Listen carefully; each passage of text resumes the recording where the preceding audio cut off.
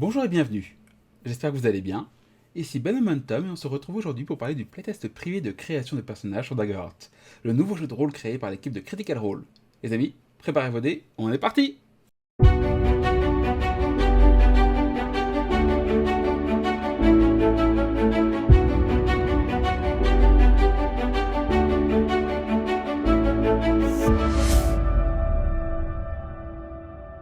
On va finir sur carte habilité ou carte sort, c'est les mêmes. Donc vous pouvez voir qu'il y a des petites icônes à chaque fois sur les cartes. Et ces icônes en fait, on les retrouve sur les feuilles de personnages selon les classes. Chaque classe a 2 icônes, ce qui fait qu'en fait vous partagerez selon votre classe ces icônes avec d'autres classes. Il n'y a aucune icône qui est exclusive à une classe. Un point de règle qui est ambigu, c'est qu'on a un nombre de cartes qui est limité. Si deux personnes veulent choisir le même pouvoir, le même sort, est-ce qu'ils ont le droit de le partager ou pas? Une seule par groupe. C'est ambigu dans les règles, on a relu à plusieurs, on n'a pas compris. Donc on verra avec la release des règles le 12 mars. On commence avec Codex. Donc Codex est plus orienté visiblement magie, sans trop de surprises. Donc on a le livre d'Iliat qui permet d'avoir le Slumber qui est... Slumber c'est quand on est à moitié endormi, somnolence si vous voulez. Faites un jet de sort contre une créature à proximité. Sur un succès, la créature cible tombe temporairement endormie jusqu'à ce qu'elle reçoive des dégâts ou que le MJ dépense un point de peur pour les réanimer. Oui, le sort sommeil qui est assez cool. Après, c'est vrai que le sort sommeil normalement est un sort qui peut être tellement game breaker que les MJ ont tendance à, ou les mêmes systèmes de jeu ont tendance à un peu les nerf. Là, ça me semble net. Barrière arcanique. Dépensez autant de points d'espoir, n'importe quel nombre, de points d'espoir pour lancer des projectiles magiques et automatiquement toucher un ennemi qui est jusqu'à la portée loin. Lancez un nombre de D6 égal à votre espoir, à l'espoir que vous dépensez, et faites autant de dégâts que vous avez mis de dés. Oui, c'est le projectile magique, c'est un classique, ça change pas. Je suis content que le sort soit là. Effectivement, c'est un sort qui a sauvé plus d'une situation. D6, c'est quand même très puissant. Mais après, on est limité à 5 points d'espoir, donc c'est maximum 5 D6. Donc c'est un sort, qui devient équilibré. Télépathie. Vous pouvez ouvrir une ligne mentale de communication avec une cible que vous pouvez voir. Cette connexion dure jusqu'à ce que vous utilisiez ce sort pour vous connecter avec une autre créature. C'est extrêmement puissant. C'est un sort message d'une puissance assez incroyable vu qu'il n'y a pas de limite de temps. Et il n'y a pas de coup. Et il y a pas de... C'est très puissant. Très puissant. J'aime bien, mais très puissant. Le bouc de Tifar. Ça fait Farty, Tifar. Kate. Refit. J'essaie de voir s'il n'y a pas des significations cachées. Apparemment pas. Flamme sauvage. Faites un jet d'attaque contre 3 ennemis proches de vous. Une flamme jaillit de votre main et fait 2d6 de dégâts si votre jet réussit. Oui, c'est classique. Main magique. Vous pouvez atteindre... En gros, vous manifestez une main qui a la même taille et la même force que la vôtre. Et vous pouvez la créer aussi loin... pas aussi loin, mais à une portée éloignée. Brume mystérieuse. Dépensez un point d'espoir pour lancer temporairement un brouillard épais qui encercle une zone stationnaire et qui peut être jusqu'à la portée proche de votre position. Toute personne dans cette zone est cachée de toute personne hors de la zone. Oui. Ça, on est sur des sorts très classiques de D&D ici. Là aussi, en fait, on est sur des choses très classiques de D&D. C'est pas une critique. C'est des sorts, je pense, s'ils n'avaient pas été là, ils auraient manqué pour les habitudes de D&D. Donc là, on sent qu'il y a quand même une volonté de pas trop innover, de garder des gens dans des habitudes qu'ils ont. C'est un bon geste marketing, hein, soyons d'accord. C'est pas une critique, c'est un bon geste marketing. Le bouc d'Ava. Faites éteint. Poussée puissante.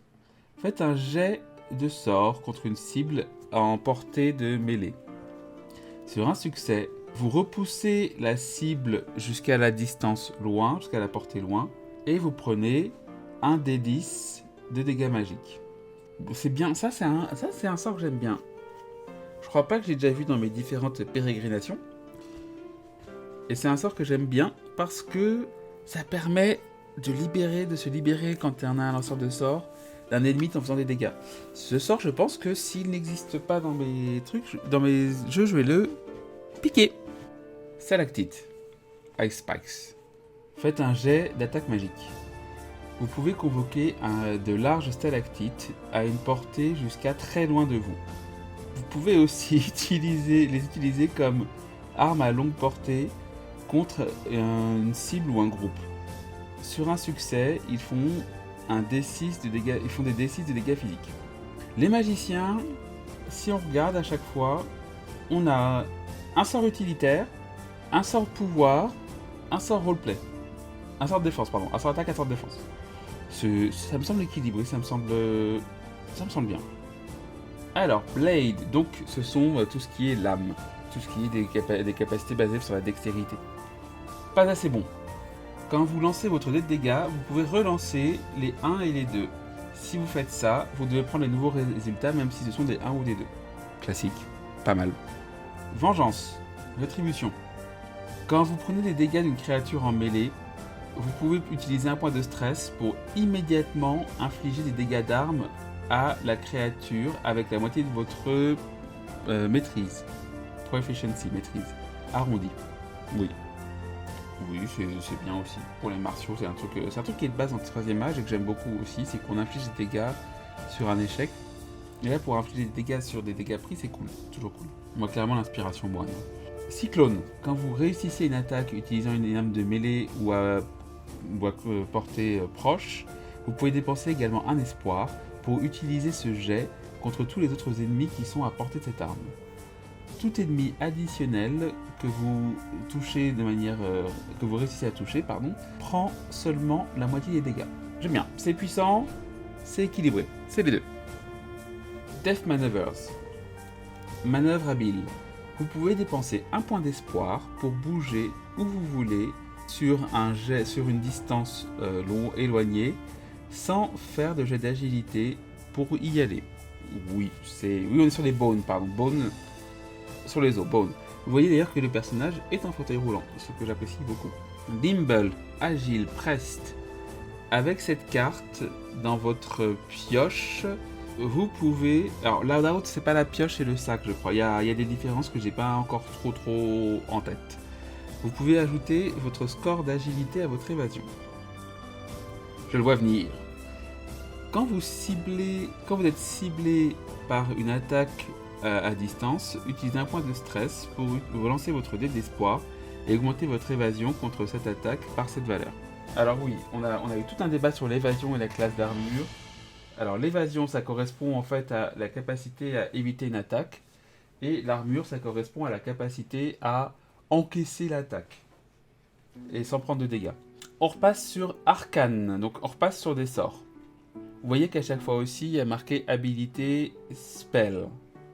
Les deux sont semblables. Libérer le chaos.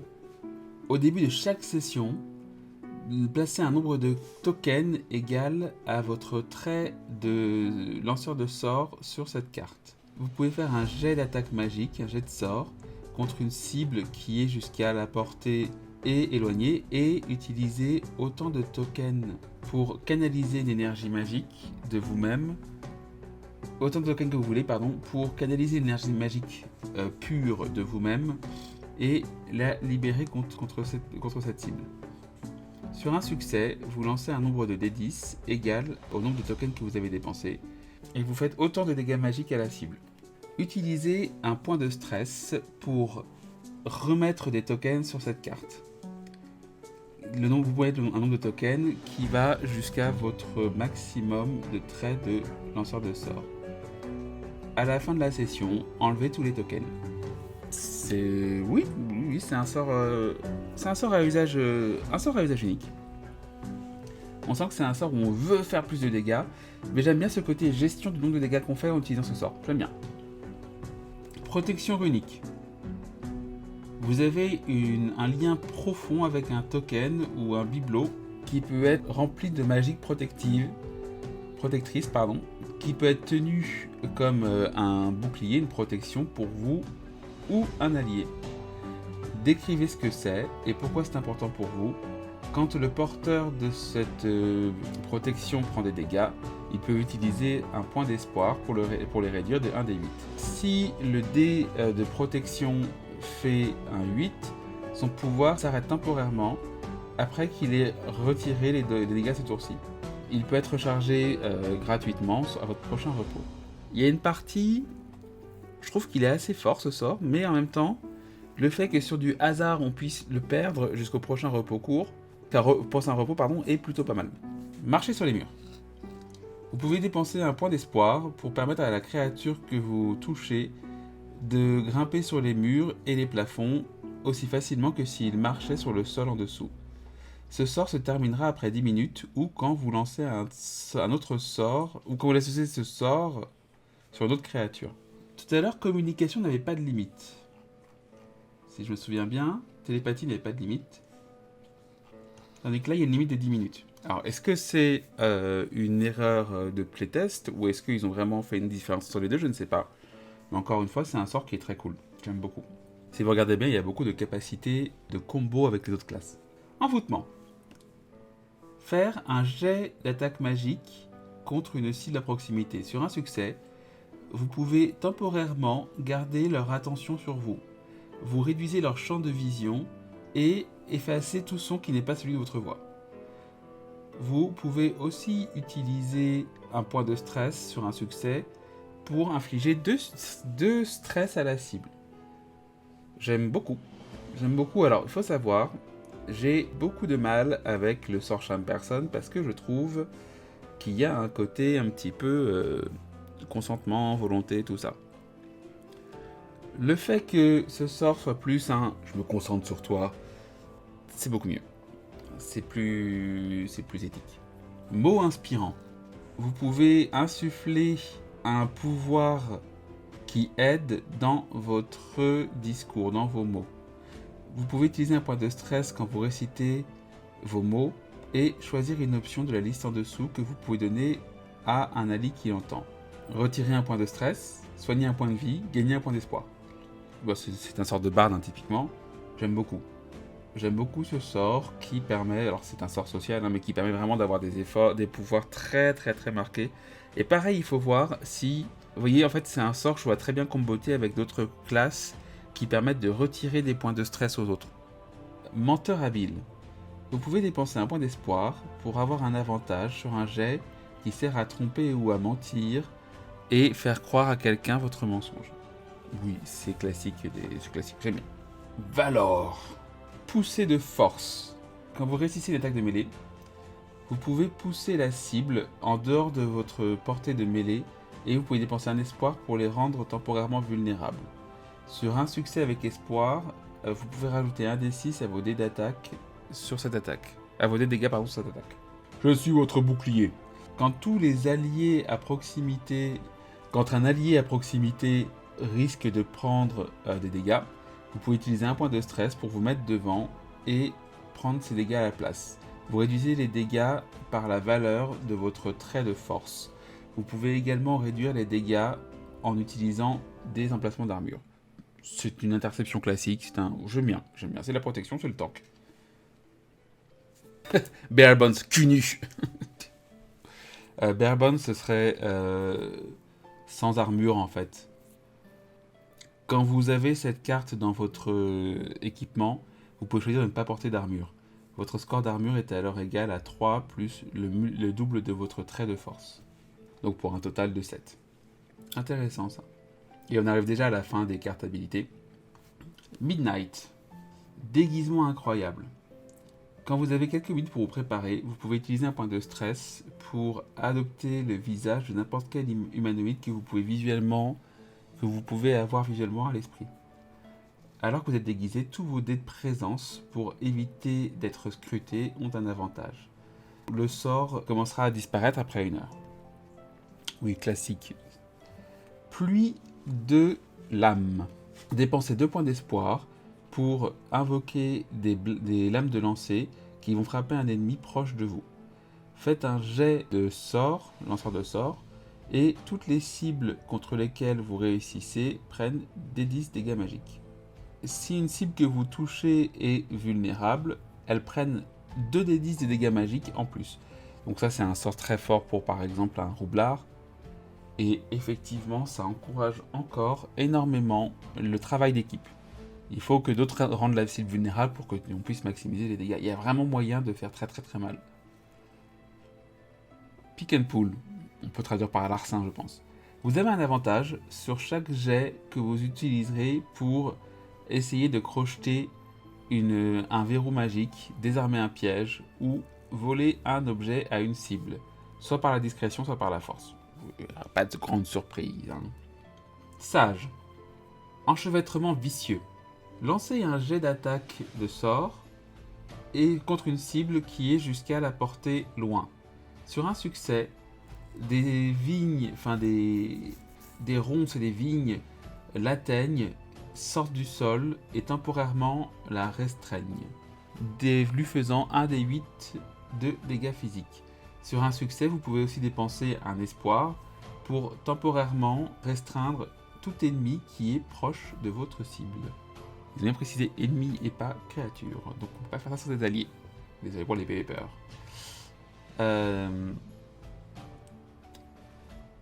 Tracker doué. Faites un jet de lanceur de sorts pour traquer, pister ou demander au MJ une question pour apprendre quelque chose de spécifique sur une créature ou un groupe de créatures en s'appuyant sur les signes de leur passage. Si vous dépensez un point d'espoir avant le jet, vous pouvez doubler votre trait de lanceur de sorts comme modificateur. Si vous rencontrez une créature que vous avez ciblée, vous avez une évasion de +2 contre elle.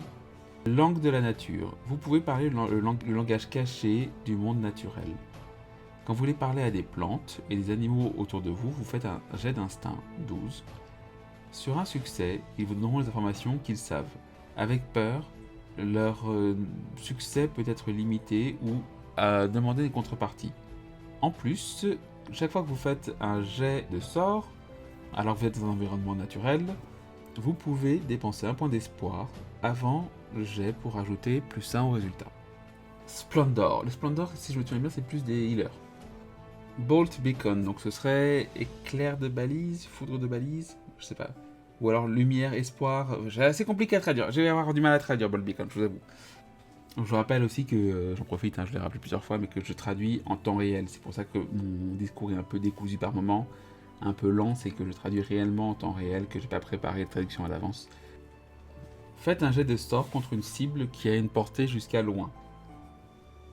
En cas de succès, dépensez un point d'espoir pour envoyer un éclair de lumière chatoyante vers eux.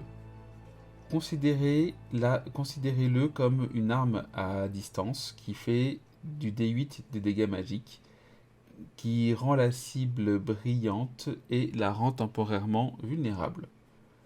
J'aime bien parce que c'est un sort qui à la fois fait des dégâts et en même temps applique une condition. Toucher salvateur. Vous mettez vos mains sur une créature et canalisez l'énergie magique de soin pour aider à fermer ses blessures.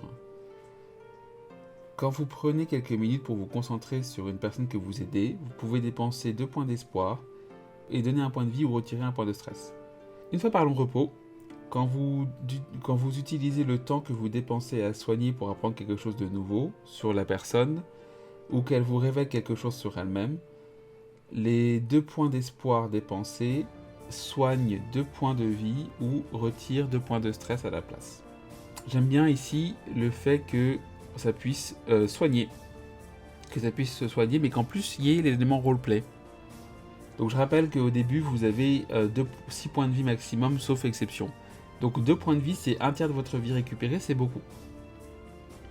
Rassurez. Une fois par repos court, après que tous les alliés aient fait leur jet d'action, mais avant que les conséquences de ces jets d'action prennent place, vous pouvez offrir votre aide ou des mots d'encouragement. Quand vous faites ça, ils peuvent relancer leur dé. Ils doivent accepter le résultat du nouveau jet. Encore une fois, il y a beaucoup d'importance qui a été donnée au repos. Il y a beaucoup de choses qui se passent pendant les repos et je trouve que c'est très bien qu'il y ait des sorts aussi qui permettent d'influer sur ce qui se passe pendant les repos. Du coup, on a atteint la fin des sorts et des habilités. Pour moi, c'est une fin d'enregistrement, mais la magie de l'édition fera que vous aurez sûrement ces cartes et ces sorts à d'autres moments que plutôt à la fin. Et voilà, on a terminé avec la création des personnages de Daggerheart en playtest privé. Entre temps, le playtest public est sorti et on verra ça en stream, en live, et je ferai une vidéo beaucoup plus généraliste qui reprendra un peu tous les points. Je suis désolé pour cette des dernières vidéos qui particulièrement été difficile à enregistrer vu que j'étais malade et il y a peut-être des petits reniflements ou des toux que j'ai laissé passer au montage. Je m'en excuse d'avance. On se retrouve très vite. En attendant, soyez chauds, soyez doux, prenez soin de vous, je fais plein de bisous. N'hésitez pas à laisser un petit like si vous avez aimé le travail que j'ai fait, à laisser un commentaire si vous êtes d'accord ou pas d'accord avec ce que je dis, et à vous abonner pour d'autres contenus d'Daggerheart, JDR et autres. A bientôt!